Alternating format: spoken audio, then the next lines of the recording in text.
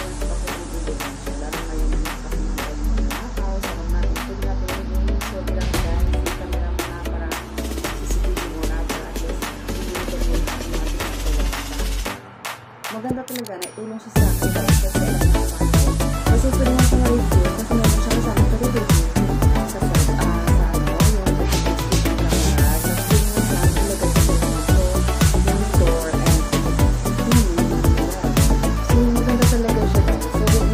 pag OFW ka or meron kang trabaho tapos maraming mga sinungaling at saka yung maraming gumagawa ng kwento, especially pag ikaw lang din ang isa sa bahay or kung may alaga ka or ka-speaker ka, kung may alaga ka ng mga tatanda tapos maraming sinungaling or yung gumagawa sa'yo ng kwento, guys, gawin mo, monitor mo yun.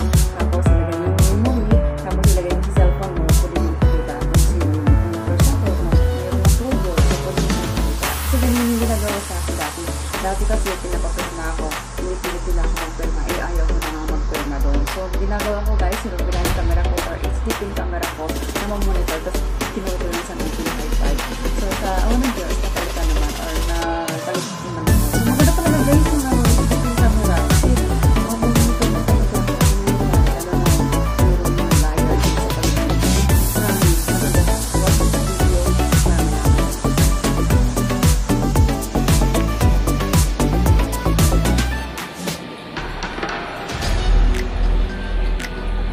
Yan.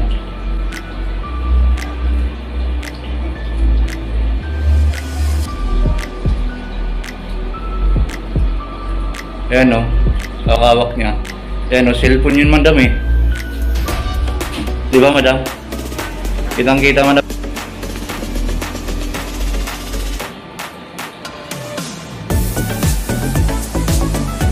Ayan.